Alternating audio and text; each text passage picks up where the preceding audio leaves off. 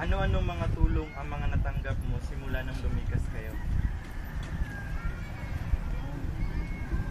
Ako ko yun. Mga tulong, mga gamit, bigas, mga candles, mga vegetables, at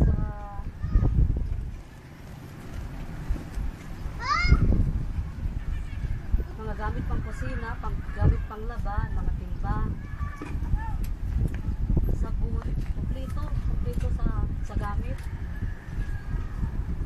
Sino-sino po ang nagbigay ng mga tulong na inyong natanggap? Sari-sari, mga DSWD, ay, ang special mission sa World Food kasi kompleto, halos kompleto sila mamigay. Kapag kung kulang, hindi mo na binibigay. Ang iba, pinupunan muna nila. Tapos, ang CFCI, isa rin sa nakapagbigay sa amin ng kompletong paggamit ng lalong-lalo na sa pag-garden namin. Dito, mga seedlings, mga tools na pangbugan ng lupa.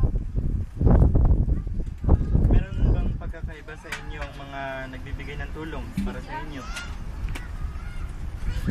Wala naman, kasi kung minsan naman halos pari-pariho, kung minsan naman iniintindi na namin yung kulang, tapos binibigyan namin yung pinapaubayan na lang namin yung dun sa talagang wala. Kasi yung iba, para walang inggitan, tinatanggap na lang namin, hindi kami makatanggap kung kulang. Ano po sa pananaw ninyo yung makataong pagtulong? Ang makataong pagtulong naman, yung porsige nilang binibigay lahat ng makakaya nila.